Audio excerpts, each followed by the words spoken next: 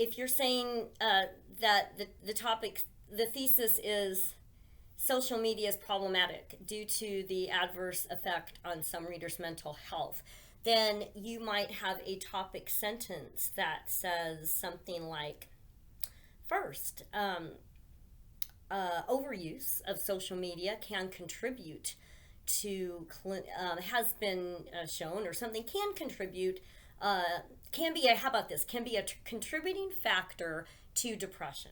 Okay, fine. That would be an example of a topic sentence. It's an idea. What's the topic? Social media. What is the idea? Depression. And does it support the thesis? That check all those things. Do I have my topic? Do I have my idea? Does it, because topic and idea is necessary for the topic sentence also. Does it support my thesis? Okay. If it contrasts the thesis, that's a huge problem. You can't do that. That's not the way to deal with the opposition. Okay. That is confusion, actually. So topic, idea, make sure it's a clear, focused idea and that it supports the thesis. Okay, no vague generalities. So we shouldn't have social. Okay, here I'll give you another, and that allows me to talk about something else. Social media is a big headache. Well, and nobody said this. I'm making this up, but the issue remains, though, that we can use cliches, which is just an overused phrase. It can be even slang. That's an overused phrase. It's not that it's too vague. It's not very specific or focused. So, do you see the difference in social media is a big headache compared to social media can be a contributing factor in to depression or clinical depression, something like that, right? And notice I said it's a contributing factor. I did not say social media causes depression. You can't say that. You can't. Here is another issue I'm gonna go over in more detail, but I cannot find it. Avoid absolute phrasing. That means social media is not going to cause depression in every person. Some people are going to feel, just so excited and happy about it, right? And some people are going to feel they already may be struggling in this area, and this is just another factor, but it's a significant factor that can affect them in a very bad way, right? But there's not a direct correlation for every person, right? So that's why we need to phrase it slightly differently to allow for variance of individuals, right? But it still needs to be a clear and focused idea, all right? And it has to support your thesis. It can't be a fact. It can't be, social media has millions of users. Okay, that's a fact. We can verify that, right?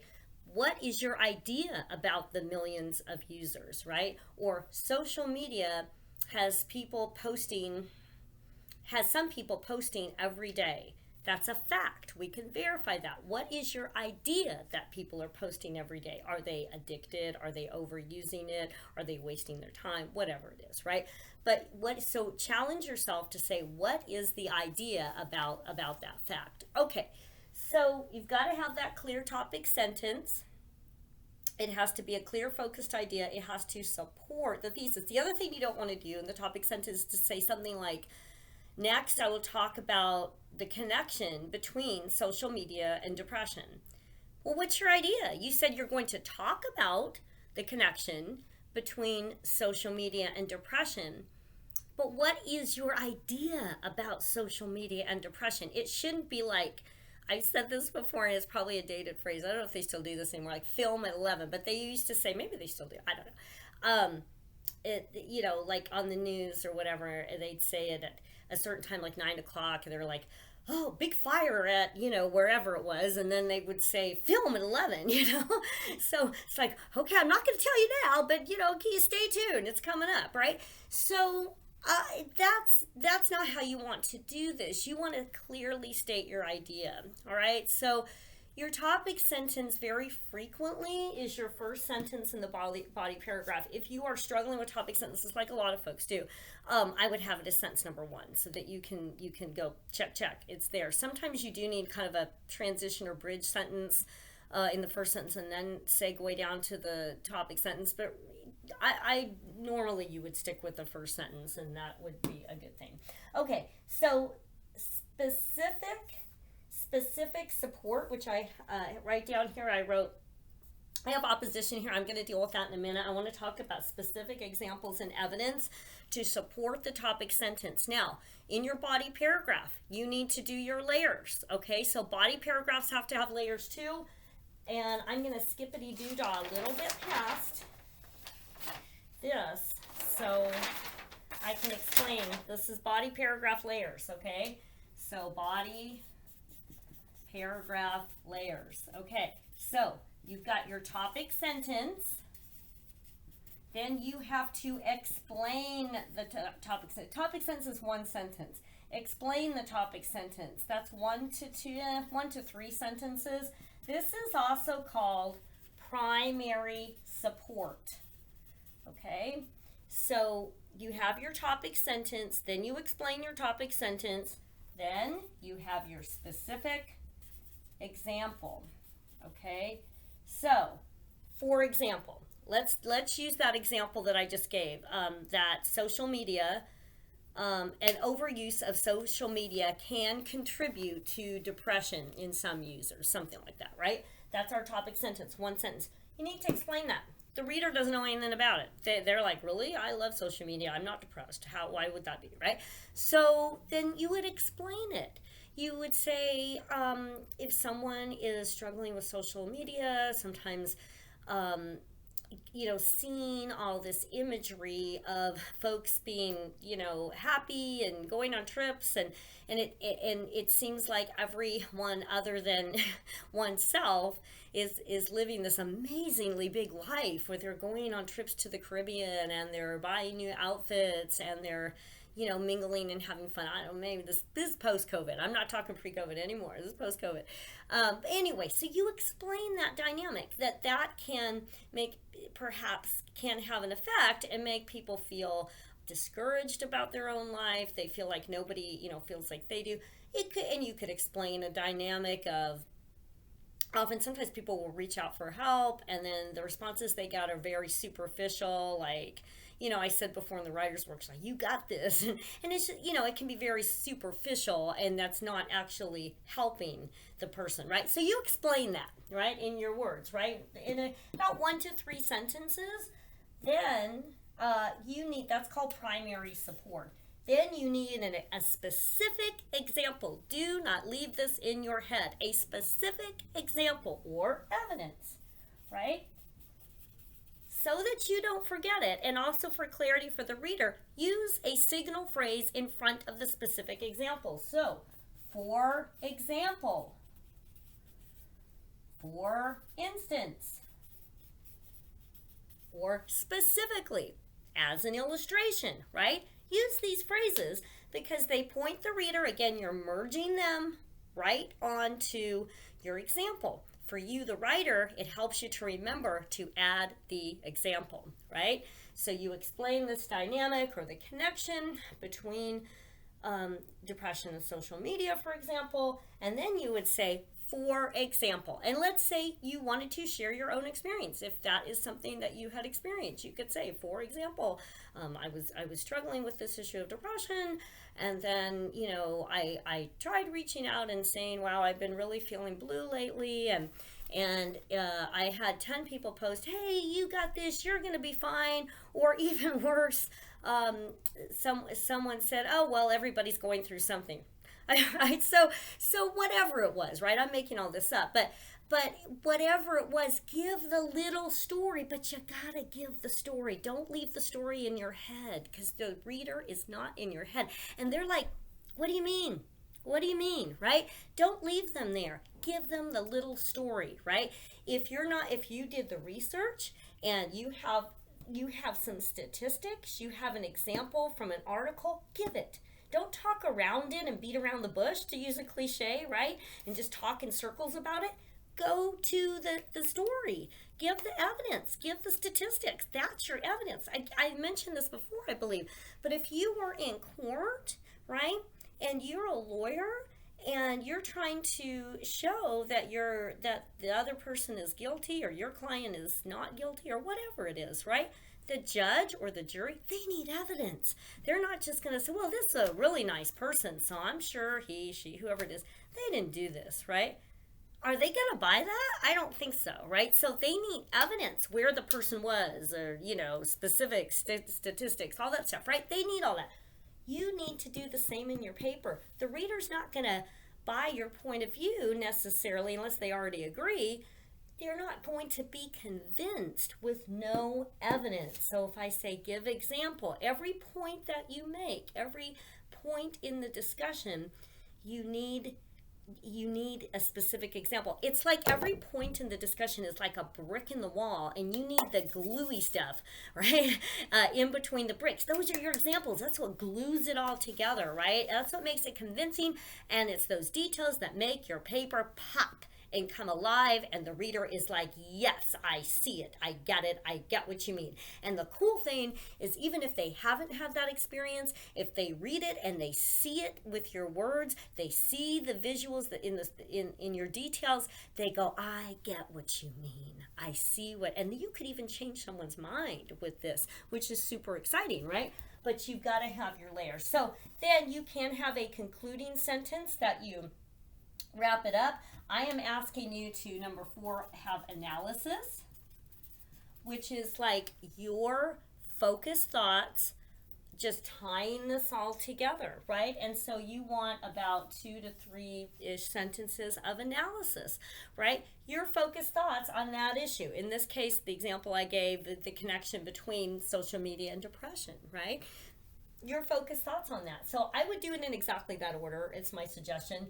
My strong suggestion: topic sentence, explanation, specific example, analysis, and then if you have a concluding sentence to wrap it up, that's fine. I am not requiring you to have a concluding sentence, but sometimes it's really nice to wrap it up, and sometimes it just doesn't work that way. So you get to evaluate that on how it works, okay? But if you have a 3-sentence paragraph or a body paragraph, no, you're missing layers. You're missing layers. The reader's like, what's this? What's this, right? No. You've got to go back. So you should have minimum 1, 2, 3, 4. I'd say this should be 2 to 3, 4, 5, 6, 7. Minimum 7 sentences, 7 to 9 sentences. If you don't have 7 to 9 sentences in your body paragraph, you got to go back and add some layers, okay? All right, so that's that. I want to go back and just talk about a few more things that came up, which is the opposition. We cannot, this is an argument paper, so we've got to remember that we have to address the opposition, but you're not supporting the opposition, okay? So if, let's talk about the paper I just gave an example on, right? Let's see, that you could talk about, I can't remember what I said the thesis was now. All right, anyway, the opposition, you have got to address them in your paper. Then you have to show why your view is either they have a serious issue, you are giving their concern validation, you have a spirit of goodwill toward them, but you do need to refute them so nicely and just straightforwardly, not mean-spirited. But also clearly and sufficiently, you need to support your thesis statements. So you need to address their issue, but then, very important, you need to show why your view is more compelling in this case, or you need to show maybe how to fix the issue for them. Maybe you have a suggestion on how to fix the problem. Either way, you need evidence, and you need to counter them, and you need to have evidence. Do not support the opposition. So then you shouldn't have a paragraph if we had the previous thesis and topic sentence where all of a sudden you had first and then you had second, and here are these mental health issues that you're showing why social media is so problematic for mental health, and then you have a next or finally say social media is a great way to meet people. That's whiplash for the reader. They're like, wait, what? You just said that it's a problem, it causes mental health issues, and now it's a great way to meet people? It sounds like even you don't support your thesis, right? Super confusing. That does not sound like addressing the opposition. That just sounds like whiplash, really, like right? So don't do that. But body of your paper, one of your points, one way you could do it is, while some say that social media contributes to depression, um, in, there are others that argue that social media has actually helped them with their clinical depression, or something like that. And you could say that, while that may be true, well, that's a valid point, and certainly these folks argue that they have found some folks to share their experiences with and everything like that. But overwhelmingly, you could say more people have had this affect them. Those who are struggling with depression have found to have a negative effect. You need some evidence for that. Don't say that without evidence. So if you have some, that would need a statistic or something like that. Or you could say, that may be true, but for many people, it is too high a risk. Because some people can be so negatively impacted if they're struggling with depression, and just and not getting that real support they need. They're only getting this very superficial support. It's not worth the risk to one's mental health, to risk sliding into clinical depression if, on the off chance you might find some support there. Wow, that's really good. Like, you might argue that while it's tempting to look for support there, it's much more effective to actually find real support from a counselor, or close friends or family, whatever your suggestion is for them. But that would be a way to counter it. That's what's showing that my view is more compelling. You're saying, yes, I understand some people have found support that way, but the risk is too great of actually making your depression worse, right? Okay. All right. So counter the opposition. You need evidence with the opposition as well. We talked about all that. Conclusion, biggest info on that is no new information. No information. This is not the time you're like, I really meant to talk about these other points about social media. I'll just kind of wrap it all in here. No. Do not be tempted to that. You can only deal with so many issues in one paper. Fine, that's totally good and understandable. Don't pack them into the conclusion, okay? So no new ideas in your conclusion. No new info. If there's a new point in there, that's new information. So don't do it. Here's a tip for that. Read over your intro, read over your conclusion. They should match. I don't mean that they should be word for word. No, that's silly, right? But I don't mean that. But they should match in that you should be talking about the same components of your ideas. You should be talking about the same issues. There shouldn't be issues and topics that you bring up in the intro and you never talk about them again, right? All right, there should not be new ideas in the conclusion that weren't in your intro, okay? So just read the whole paper over before you turn it in. That's a very, very important part of turning the paper in. But in addition to that, read your intro and then just read the conclusion. Make sure they match, okay? All right, so that's the conclusion. Okay, explain. I meant to go into this in the body paragraph, but I thought of it afterwards.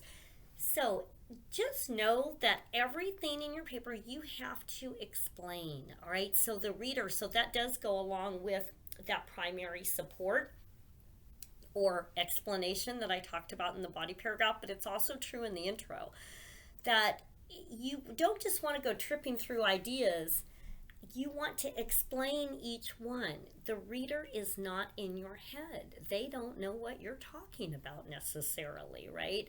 Again, you've been thinking about the issue a lot, but the reader has not. So, for example, let's say you're talking about social media. I'm going to stick with this one example, right? So, if you're talking about social media and you say something like social media is very popular with users around the world today, and but it has many problems with it, and it can cause a lot of it can cause depression, anxiety, and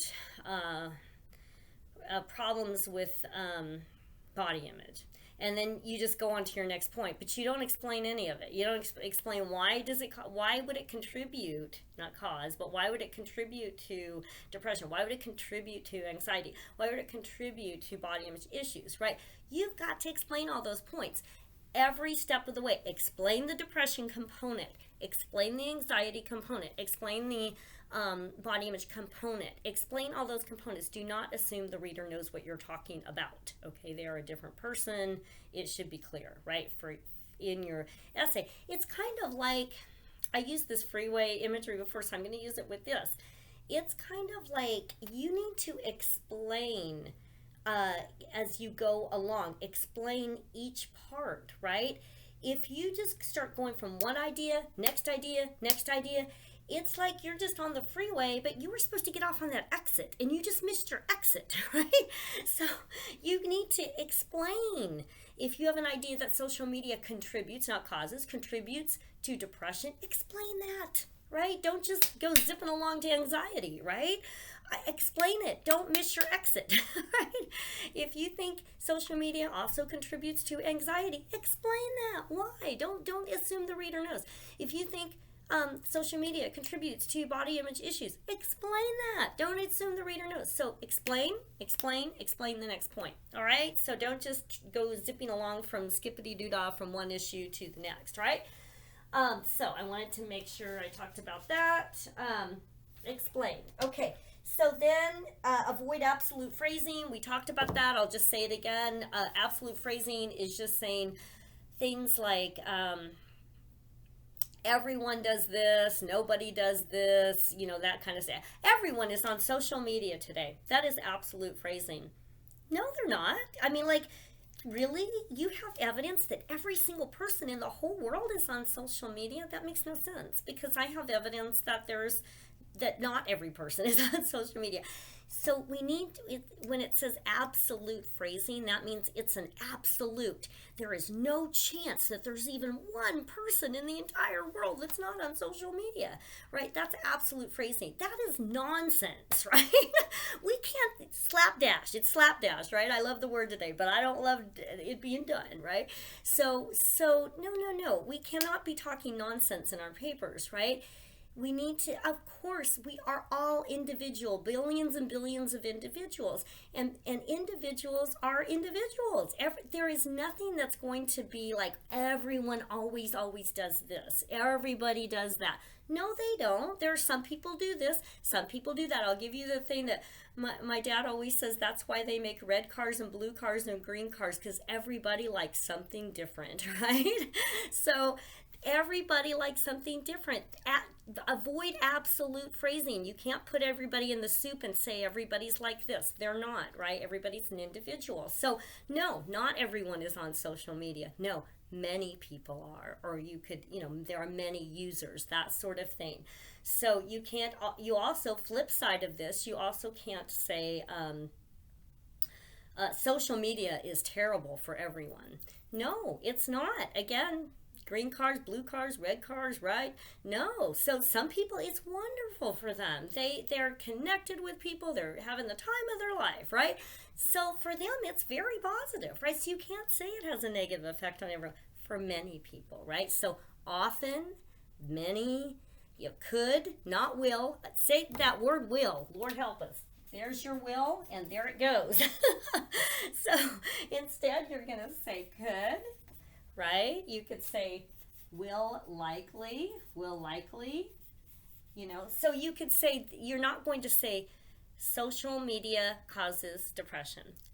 Could cause depression, can contribute to depression. That is avoiding absolute phrasing. Absolute phrasing is social media causes depression. Well, it might contribute to it for some people, and for others it does not, right? So we just remember, everybody's an individual, just like you are, right? So you have a lot of likes and dislikes and different experiences. So does everyone. Oh, there I go, right? Like everybody, yeah. But my point is that everyone is an individual, so we need to allow for individual variance, and doing that shows that you are a complex thinker, you are a good critical thinker, because you are avoiding absolute phrasing, avoiding the slapdash, right? Avoiding absolute phrasing, and You're using this critical thinking, this complex thinking, okay? All right, so we're going to avoid absolute phrasing, and then we're going to avoid vague generalities, which I talked about already. Well, you know, everybody loves it, everybody hates it. Social media is terrible, social media is wonderful. I mean, just, you know, it's just kind of vague and slapdash, right?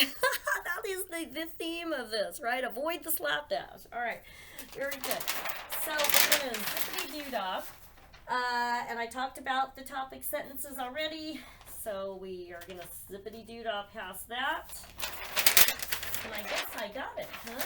Let's just make sure I didn't avoid anything, or didn't miss anything. Okay, the other thing that can come up are sentence issues, comma splice, run-ons, and fragments. Of course, you want to avoid those. They can happen. Just look at on my YouTube channel on the last paper about the comma splices, the fragments, or run-ons. All right. The other thing I will say, though, this is my last point. You want to avoid the use of the word "you" in a paper. You just, when you say "you," often we mean "I." It's totally fine to use "I" for this paper. I said it was fine, so you can use "I." That's totally fine. Or if you don't want to do that, you can use the universal kind of human experience as one. When one does this, when one does that, but you don't want to use the word "you" in an essay.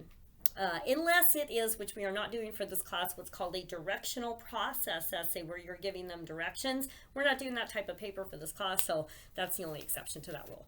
All right, so that is how to successfully revise the social media paper, and I would be glad to meet with you during office hours via phone, or do message me about another time if the office hours aren't convenient for you. Avoid the slapdash is my message of the day. All right, thank you.